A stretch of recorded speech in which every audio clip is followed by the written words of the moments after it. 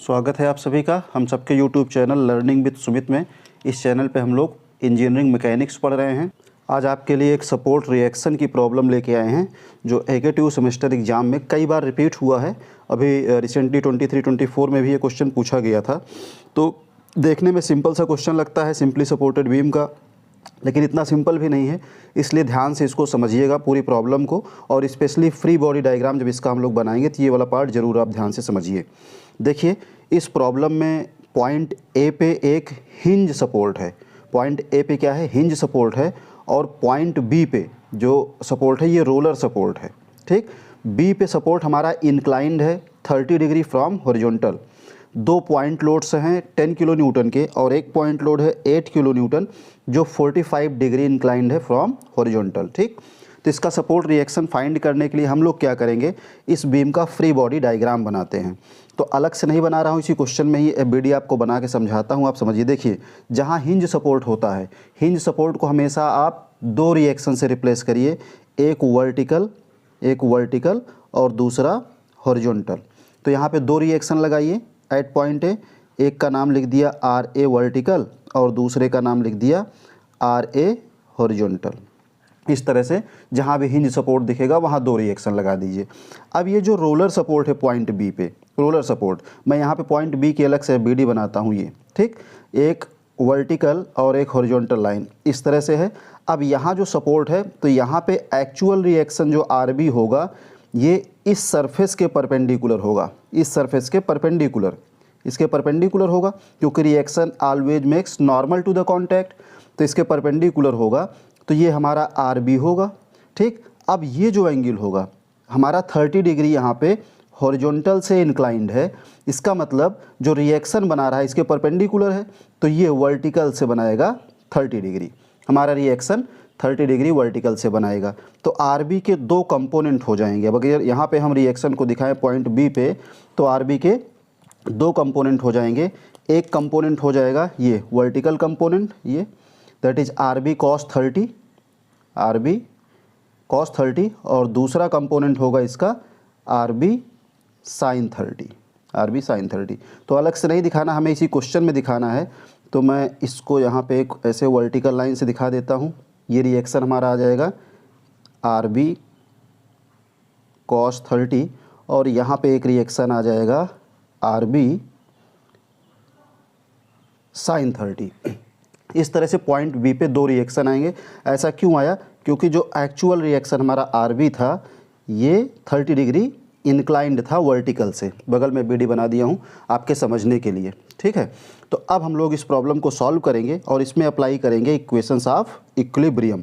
तो equations of equilibrium जो हम लोग अप्लाई करते हैं तो हमारे पास तीन इक्वेशंस होती हैं। एक इक्वेशन होता है sigma F X equal to 0, दूसरा होता है sigma F Y equal to 0 और सिग्मा एम इक्वल टू 0। किसी भी पॉइंट के अबाउट हम मोमेंट ले सकते हैं। इन्हीं तीनों इक्वेशंस को हमें अप्लाई करके अननोन्स को फाइंड करना है। तो हम किसी भी इक्वेशन को पहले प्रीफर कर सकते हैं।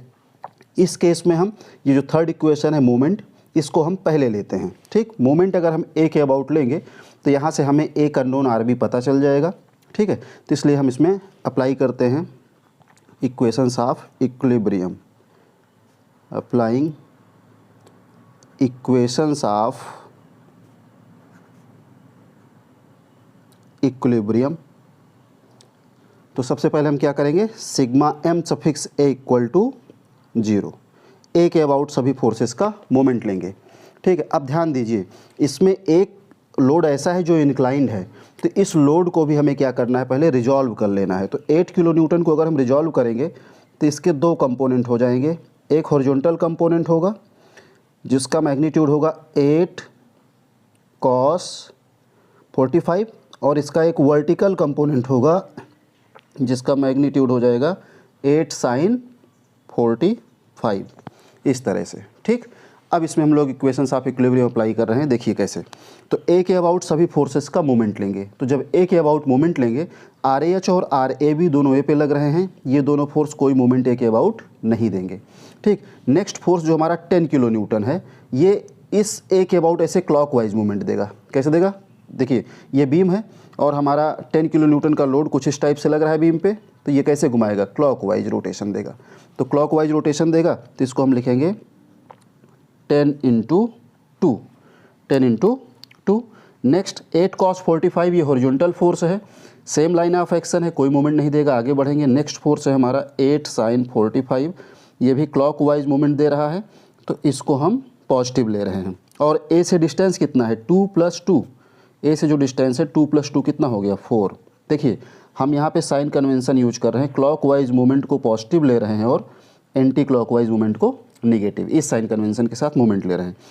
नेक्स्ट फोर्स है हमारा 10, तो 10 ए से कितना दूर है, 2 + 2 4 + 3 कितना हो गया, 7 + 10 × 7, ठीक। अब R B sine 30 horizontal force है, डिस्टेंस भी हमारा horizontal, line of action same है, ये कोई मोमेंट नहीं देगा, ये वाला मोमेंट देगा। तो ये कैसा मोमेंट देगा, आर बी साइन 30 देखिए के अबाउट, ये ऐसे फोर्स ऊपर की तरफ लग रहा है, तो ये इसको एंटी क्लॉकवाइज रोटेट कराएगा। तो इसको लिखेंगे minus R B sine 30 into distance 1 metre और बढ़ जाएगा इसमें, इसके पहले 7 था, इक्वल टू 0। अब इस इक्वेशन को हम लोग सॉल्व करेंगे। इस इक्वेशन को जो हम लोग सॉल्व करेंगे तो यहाँ से हमें आर बी मिल जाएगा। इसको आप लोग भी कैलकुलेटर लगा के फटाफट सॉल्व कर लीजिए जल्दी से, है ना। तो इसको मैं सॉल्व करता हूँ, 10 × 2 + 8 sin 45 × 4 + 10 × 7, इसको हम डिवाइड कर देंगे 8 sin 30 से, डिवाइडेड बाई 8 sin 30, कैलकुलेशन नहीं सिखा रहा हूँ आपको, 28.15। और यहाँ पे हमारा आ गया, ये आर बी cos 30 है, यहाँ साइन लिखा हुआ है, ये cos होगा, COS, आर बी cos 30 होगा। देखिए ये वाला मोमेंट देगा, ये वाला मोमेंट नहीं देगा, तो इसको मैं यहाँ पे साइन को cos से रिप्लेस कर रहा हूँ, साइन को कैलकुलेटर में cos से रिप्लेस कर देता हूँ। तो ये आ गया हमारा यहाँ से आर बी इक्वल टू, एक बार आप लोग भी कैलकुलेशन चेक कर लीजिएगा, हमारा जो आर बी आ रहा है ये आ गया 16.25 किलो न्यूटन। एक बार आप लोग भी इसको कैलकुलेशन चेक कर लीजिए और हमें कमेंट कर दीजिए अगर सेम आंसर आपका भी आ रहा है तो, ठीक है। तो एक रिएक्शन हमें पता चल गया आर बी, यहाँ पे कॉस कर लीजिएगा, ये वाला मोमेंट देगा, ये मोमेंट नहीं देगा, ठीक। तो आर बी 16.25 किलो न्यूटन आ गया।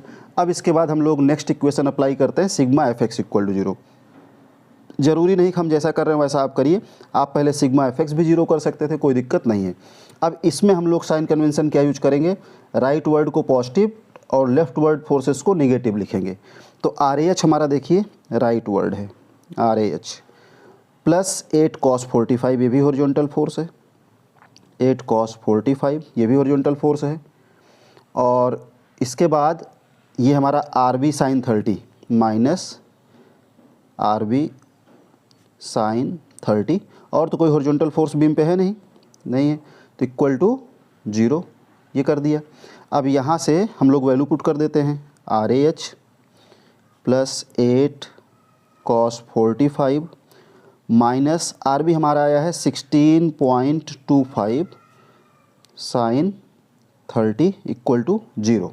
तो यहाँ से हमारा और करके हम लोग लिख सकते हैं R A H equal to, देखिए ये प्लस है, राइट साइड जाएगा माइनस होगा, और ये माइनस है प्लस हो जाएगा, तो हमारा हो जाएगा 16.25 साइन 30 माइनस 8 cos 45, तो आर ए एच आ गया 2.468 किलो न्यूटन।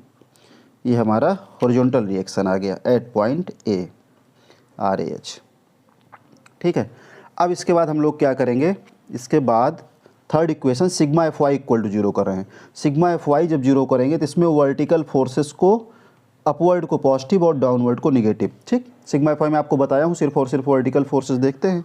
तो sigma F Y equal to 0 कर रहे हैं, तो आर ए वर्टिकल अपवर्ड है, पॉजिटिव लिखेंगे, -10 माइनस 8 साइन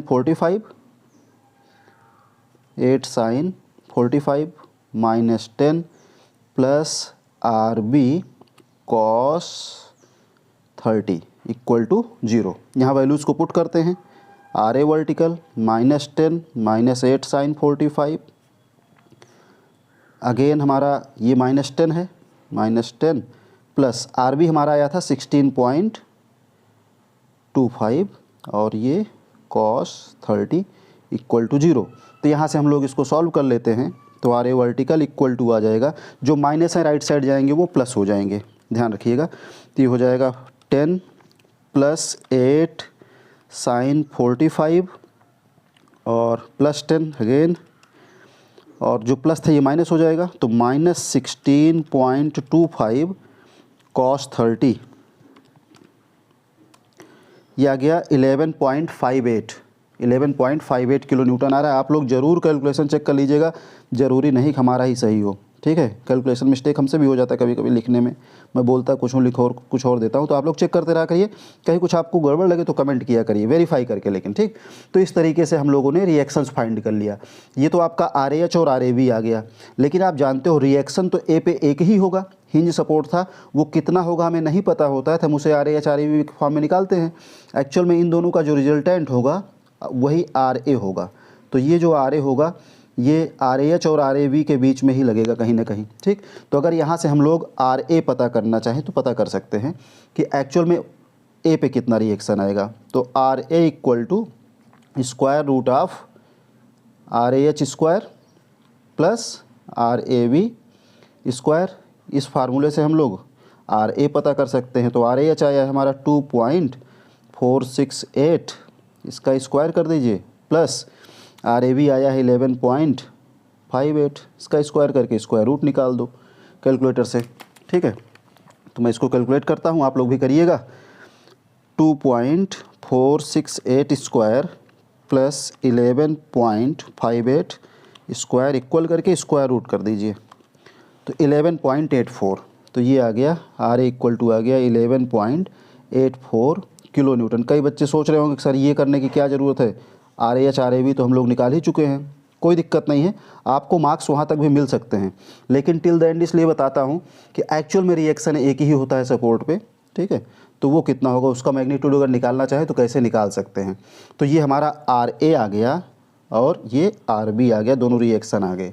अब अगर हमें ये पता करना हो कि RA हमारा कितने एंगल पे लग रहा है, तो आप लोगों को फार्मूला बता रहा हूँ, एक फार्मूला बता रहा हूँ, ये अल्फ़ा कितना होगा ये अगर आपको पता करना है तो आपको फार्मूला यहाँ लिख रहा हूँ, आप हमें बताइएगा अल्फ़ा कितना आएगा। tan इनवर्स सिग्मा FY होता है, तो सिग्मा FY की जगह पे RA vertical upon RA horizontal, इस फार्मूले से आप अल्फ़ा निकाल सकते हो। आप लोग कमेंट करके बताइएगा कि अल्फ़ा कितना आया है। उम्मीद करता हूँ प्रॉब्लम आपके समझ में आई होगी, एग्ज़ाम के लिए बहुत इंपॉर्टेंट प्रॉब्लम है, ये प्रॉब्लम रिपीट होती रहती है। आप लोग अच्छे से इसे सॉल्व करिएगा और एग्ज़ाम में आएगा ज़रूर कर पाओगे। Thank you.